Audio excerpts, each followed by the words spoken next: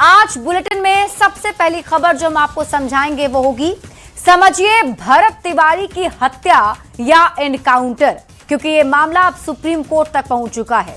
दूसरी खबर आपको बताएंगे, क्राइम पर सम्राट की जीरो टॉलरेंस वाली नीति समझिए, क्योंकि मुख्यमंत्री सम्राट चौधरी ने एक बार फिर से अपराधियों को चेतावनी दे दी है। तीसरी खबर आपको बताएंगे, लालू परिवार पर सम्राट चौधरी के बड़े प्रहार को समझिए, क्योंकि एक एक सवालों का जवाब मुख्यमंत्री सम्राट चौधरी ने दिया है। चौथी खबर आपको बताएंगे, बिहार में नए सर्किल रेट को समझिए, क्योंकि इस रेट के बढ़ने से कई सवाल उठ रहे हैं। तो आइए अब विस्तार से खबर को समझते हैं। सबसे पहले बात कर लेते हैं, भोजपुर के बिलौटी गांव के भरत तिवारी एनकाउंटर केस को लेकर बवाल मचा हुआ है। मामले पर सियासी पारा ज्यादा हाई हो चुका है। सम्राट चौधरी की सरकार ने पूरे केस की न्यायिक जांच के आदेश दे दिए हैं। बावजूद इसके ये केस अब सुप्रीम कोर्ट पहुंच चुका है और इन सब के बीच जिस जगह पर एनकाउंटर हुआ था वहां ग्राउंड जीरो पर पहुंचकर न्यूज 18 की टीम तफ्तीश कर रही है। बातचीत में मृतक भरत के परिवार वालों ने पुलिस पर हत्या किए जाने का सीधा आरोप लगाते हुए दोषी पुलिसकर्मियों को फांसी की सजा दिए जाने की मांग की है। सबसे पहले ये रिपोर्ट देखिए, फिर खबर तो समझिए।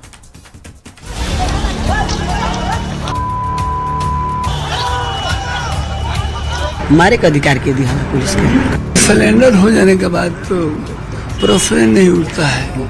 लापरवाही जो है इस परिप्रेक्ष्य में सामने आई है। सफाई अभियान चलता रहेगा, गलतफहमी मत रखना। तारीख 17 जून, जगह बिलौटी गांव, भोजपुर। भोजपुर के शाहपुर के बिलौटी गांव में हुए पुलिस एनकाउंटर के 6 दिन बाद भी भरत भूषण तिवारी की मौत का मामला शांत होता नजर नहीं आ रहा। पुलिस की भूमिका को लेकर लगातार सवाल उठ रहे हैं और मामला अब सुप्रीम कोर्ट तक पहुंच गया है। एनकाउंटर की निष्पक्ष जांच और पीड़ित परिवार को इंसाफ के लिए सुप्रीम कोर्ट में 2 याचिका दायर की गई है। पहली याचिका वकील नरेंद्र मिश्रा ने दायर की है, जबकि दूसरी याचिका वकील विशाल तिवारी ने दाखिल की है। न्यूज 18 भी लगातार केस की पड़ताल में जुटा है। सम्राट सरकार ने मामले की उच्च स्तरीय न्यायिक जांच के आदेश दिए हैं। हाईकोर्ट के रिटायर्ड जज केस की जांच करेंगे, पर जिनके बेटे की जान पुलिस एनकाउंटर में चली गई, उन मां बाप ने न्यूज 18 पर एनकाउंटर की पूरी कहानी बताई और पुलिस पर जानबूझकर भरत की हत्या किए जाने का गंभीर आरोप लगाते हुए दोषी पुलिसकर्मियों के लिए फांसी की मांग की। आशा देवी और काशीनाथ तिवारी ने कहा कि उनके बेटे को सरेंडर करने का पुलिस ने कोई मौका तक नहीं दिया। पुलिस कहता कि माने तहार दिमागी हालत ठीक ना रहे, ओकरा के मारे के अधिकार के दिया है। ओकरा तो मारे के अधिकार नहीं है, ओकरा के इलाज कराई ना तो हमनी पर सौंपी जाके इलाज कराइए, हम जाके इलाज कराई। सिलेंडर हो जाने के बाद तो प्रश्न नहीं उठता है। बड़े बड़े क्रिमिनल भी देखते हैं किस तरह के करते हैं, तो उनको भी नहीं काउंटर किया जाता है। ये तो मान ली कि मामूली सा एक मामूली सा मानी के एक ठो माने उपकार करने के लिए व्यक्ति था। वैसे इस मामले में बिहार के एडीजी लॉ एंड ऑर्डर ने भी पुलिस की गलती मानते हुए कहा है कि भरत केस को हैंडल करने में पुलिस से गलती हुई। इस मामले में लापरवाही जो है इस परिप्रेक्ष्य में सामने आई है। बता दें, मुख्यमंत्री सम्राट चौधरी ने भरत तिवारी केस की न्यायिक जांच का आदेश देते हुए कहा है कि सरकार का उद्देश्य घटना के सभी पहलुओं की निष्पक्षता और पारदर्शिता के साथ जांच सुनिश्चित करना है। पर जिस तरह से पुलिस पर आरोप लगाए जा रहे हैं, उससे नहीं लगता कि ये मामला जल्द शांत होने वाला है। न्यूज 18 के लिए पटना से शैलेंद्र और आरा से चंदन के साथ अमित कुमार की रिपोर्ट। तो भरत तिवारी एनकाउंटर की अब जो जांच है वो न्यायिक जांच शुरू हो चुकी है, लेकिन फिर भी परिजन कई सवाल उठा रहे हैं। तो भरत तिवारी की हत्या या एनकाउंटर, इसे आप समझिए। ये समझने की कोशिश हम करते हैं, क्योंकि एनकाउंटर मामले में पुलिस ने भी अपनी चूक अब मान ली है। एडीजी लॉ एंड ऑर्डर का बयान सामने आया, जिसमें उन्होंने कहा कि मामले को हैंडल करने में पुलिस से गड़बड़ी हुई, जिसके तहत एक एसएचओ, 2 एसआई, 1 एएसआई निलंबित किए गए, 2 सिपाही को भी निलंबित किया गया है। मामले की जांच शाहाबाद डीआईजी को सौंप दी गई है और अस्पताल में जांच करने वाले डॉक्टर का भी बयान सामने आया। डॉक्टर का यह कहना है कि भरत को जब लाया गया था तो उसका ब्लड प्रेशर, पल्स काफी कम थे, हालत उसकी गंभीर थी। नाजुक हालत में उपचार किया गया और उसके बाद पीएमसीएच रेफर किया गया। परिजनों का पुलिस पर आरोप है कि 5 गोली भरत को मारी गई। पुलिस का बयान कुछ और ही कह रहा है। पुलिस का कहना है कि सेल्फ डिफेंस में गोली मारी गई, लेकिन बड़ा सवाल आरोपी पुलिस वालों पर हत्या का केस दर्ज होगा। देखिए, समझिए भरत तिवारी एनकाउंटर पर सवाल आखिर क्यों उठ रहे हैं। तो 17 जून को भोजपुर के बिलौटी गांव में एनकाउंटर हुआ था। बिहार पुलिस और 28 साल के भरत भूषण तिवारी के बीच मुठभेड़ हुई थी। गोली लगने से भरत तिवारी घायल हो गए। पटना के पीएमसीएच ले जाते उनकी मौत हो गई। सोशल मीडिया पर वायरल हुए एक वीडियो से इस पूरे एनकाउंटर पर सवाल उठ गया। एनकाउंटर से पहले के जो वीडियो हैं उसमें भरत पुलिस पर पिस्टल तानता हुआ दिखाई दे रहा है। वीडियो में भरत ने हथियार पुलिस की तरफ फिर फेंक दिया और वो आत्मसमर्पण करता हुआ भी दिख रहा है। आरोप है कि हथियार डालने के बावजूद पुलिस ने उस पर गोली चला दी। सरेंडर करने के बाद भी भरत को गोली मारने को परिजन हत्या बता रहे हैं और पुलिस का यह दावा है कि आत्मरक्षा के लिए जवाबी कार्रवाई में गोली मारी गई। अब आप समझिए भोजपुर एनकाउंटर पर उबाल क्यों है। तो वायरल वीडियो में भरत ये बार बार पुलिस और सरकार के खिलाफ नाराजगी जाहिर करता है। धमकी देते हुए भरत लगातार पिस्टल हाथ में लेकर लहरा रहा था। कड़ी नोकझोंक के बाद पुलिस पर भरत तिवारी पर गोली चलाने का आरोप है। भरत की मौत के बाद भोजपुर के बिलौटी गांव में जमकर बवाल हुआ, हंगामा हुआ, सड़क जाम लोगों ने किया और पुलिस के खिलाफ गुस्सा भी दिखा। मृतक के परिजन जो हैं वो अब पुलिस के खिलाफ केस दर्ज करने की बात कर रहे हैं। परिजनों का दावा है कि भरत जवेनिया गांव में बाढ़ पीड़ितों के फिर से बसाए जाने की मांग कर रहा था। पुलिस और प्रशासन पर भरत की बात अनसुनी करने का आरोप है। परिजनों का यह भी दावा है कि सरकार की उपेक्षा से तंग आकर भरत ने हथियार उठाया था। भरत घर से बाहर गया था तो पुलिस ने उसे घेर लिया और एनकाउंटर कर दिया। अब आप समझिए भरत तिवारी केस में अब तक क्या हुआ है। तो एसएचओ सहित 6 पुलिसकर्मी को निलंबित किया गया है। बिहार सरकार ने हाईकोर्ट के रिटायर्ड जज से न्यायिक जांच के आदेश दे दिए हैं। विपक्ष के साथ एनडीए नेताओं ने भी पुलिस एनकाउंटर पर सवाल खड़े किए हैं। सुप्रीम कोर्ट में इस केस से जुड़ी 2 याचिकाएं दायर कर दी गई हैं। याचिका में फर्जी मुठभेड़ का आरोप लगा है। सीबीआई जांच की मांग की जा रही है। भरत के मां बाप ने दोषी पुलिसकर्मियों को फांसी देने की भी मांग की है। बढ़ते हैं आगे और बात अगली खबर की। बिहार में पुलिस के एनकाउंटर पर सवाल उठ रहे हैं और इस बीच सीएम सम्राट चौधरी ने एक बार फिर से अपराधियों को चेतावनी दे दी है कि बिहार में ये जो सफाई अभियान चल रहा है ना, वो चलता ही रहेगा। अब सीएम के बयान पर आरजेडी ने सवाल खड़े किए हैं। ये रिपोर्ट देखिए फिर खबर तो समझिए। आरा में भरत तिवारी के एनकाउंटर को लेकर बिहार में सियासत गर्माती जा रही है और इस बीच सीएम सम्राट चौधरी का एक और बयान सामने आ गया, जिसने एनकाउंटर पर पहले से भड़की आग को और हवा दे दी। सीएम सम्राट ने कहा है कि बिहार में सफाई अभियान जारी रहेगा, अपराधियों को बिहार छोड़ना ही होगा। अपराधी हर हालत में जाएगा, उसको बिहार छोड़ना होगा, कोई रोक नहीं सकता है। अपराधी के लिए कोई जगह नहीं है। ये बिहार है, कितना भी सोचो, कितना भी अपराधी के पक्ष में रहो, कुछ नहीं फर्क पड़ता है।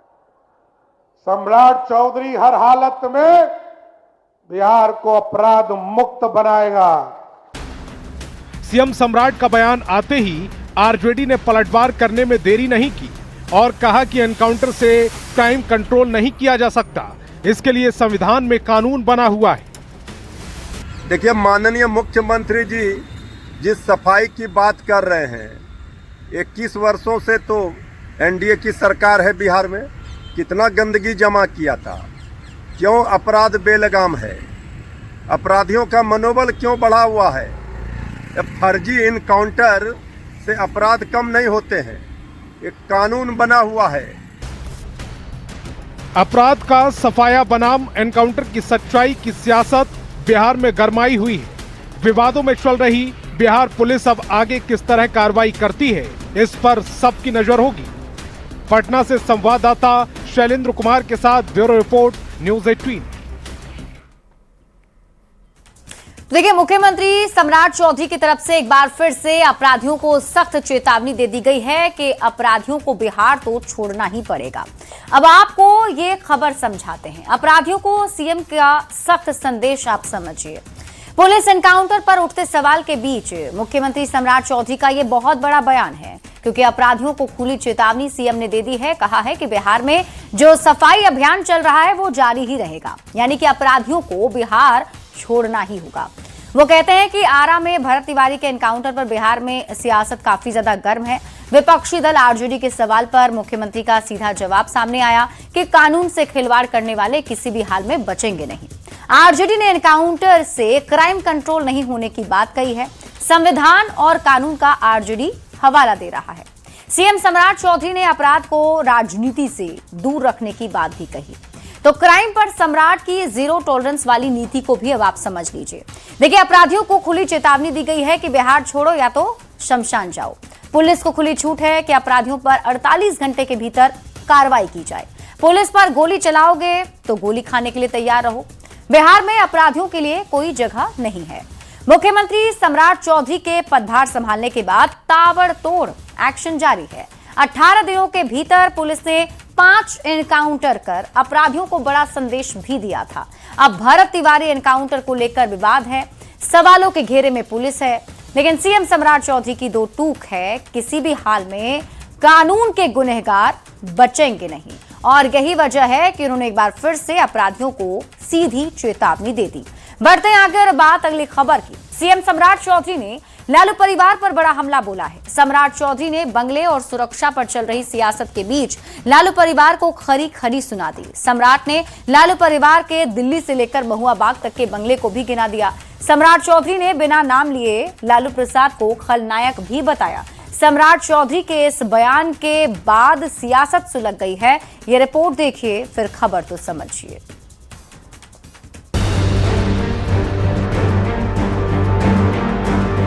पूरा बिहार का फोर्स आप ही को दे दे।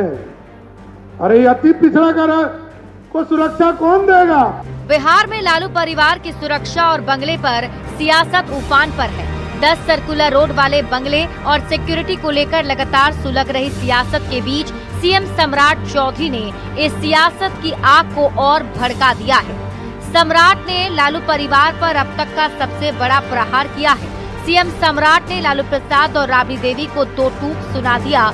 जितनी जरूरत है उतनी सुरक्षा मिली हुई है। अब क्या पूरे बिहार का फोर्स लालू परिवार की सुरक्षा में लगा दिया जाए? आजकल घर और सिक्योरिटी खेल रहे हैं। एगो घरवा चाहिए, एगो बेटा को चाहिए, एगो माता जी को चाहिए।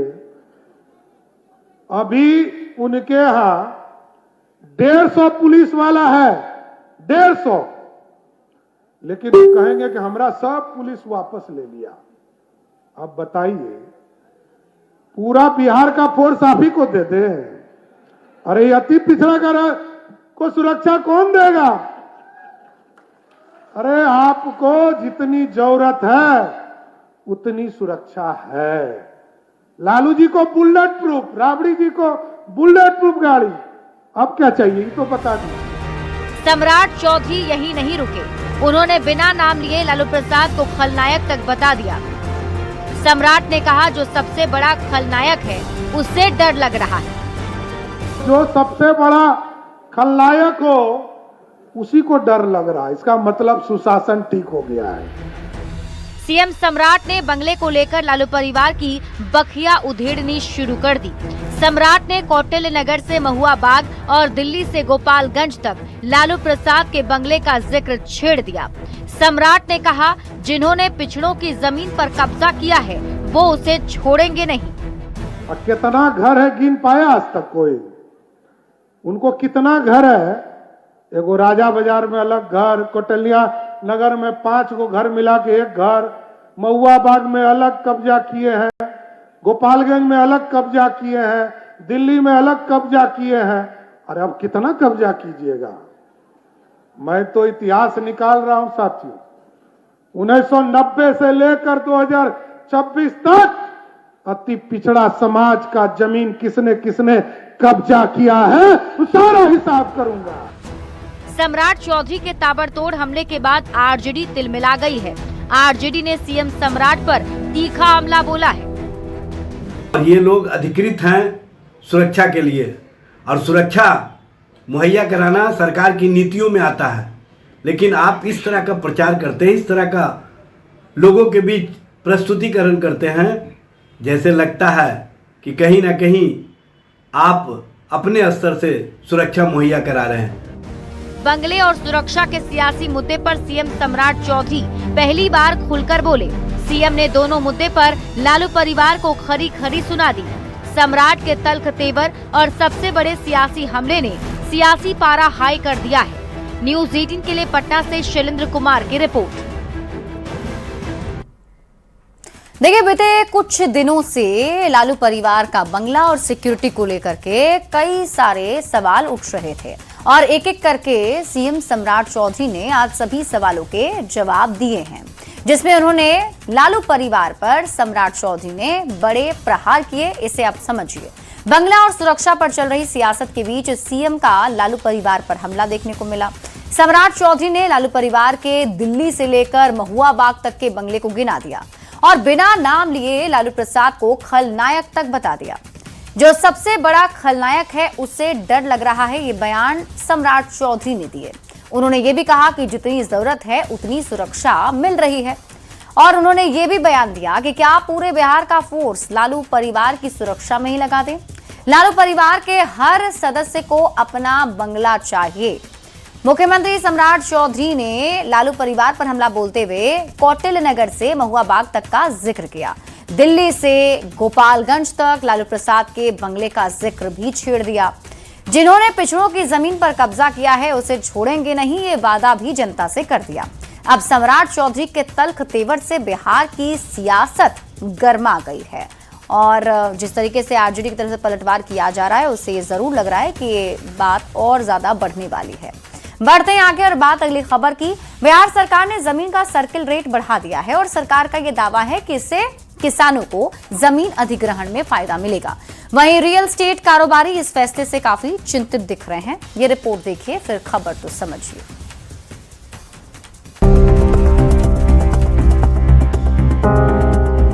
बिहार सरकार ने जमीन और फ्लैट की रजिस्ट्री के लिए मिनिमम वैल्यू रजिस्टर यानी सर्किल रेट को बढ़ा दिया है। नया सर्किल रेट तत्काल प्रभाव से लागू हो चुका है। सर्किल रेट बढ़ने के बाद शहरी क्षेत्रों में जमीन की दर लगभग दोगुनी हो गई है, जबकि ग्रामीण इलाकों में इसे 1.6 गुना बढ़ा दिया गया है। सरकार ने स्टैंप ड्यूटी में भी 1% का इजाफा किया है। सर्किल रेट बढ़ाने की घोषणा के बाद रियल एस्टेट से जुड़े लोग परेशान हो गए हैं। रियल एस्टेट कारोबारियों का कहना है कि जमीन खरीदना और बेचना अब दोनों ही मुश्किल हो सकता है। आपने कंस्ट्रक्शन कॉस्ट का रेट कर दिया डबल, तो वो हो गया 11,000। जमीन का कंपोनेंट जो 2.5 करोड़ रुपए कट्ठा है वो चला जाएगा आपके उसी अनुपात में। वो करीब करीब पता चलेगा कि आपने मोटा मोटी 8,000 या 10,000 रुपए स्क्वायर फीट वो आ गया, तो क्या 22,000 सर्कल रेट होगा फ्लैट का? लोग खरीद पाएगा? तो अब सर्किल रेट बढ़ाने से क्यों रियल एस्टेट के जो कारोबारी हैं वो परेशान हैं, ये खबर हम आपको अब समझाते हैं। लेकिन ये समझने से पहले आप ये पहले समझ लीजिए कि सर्किल रेट आखिर होता क्या है।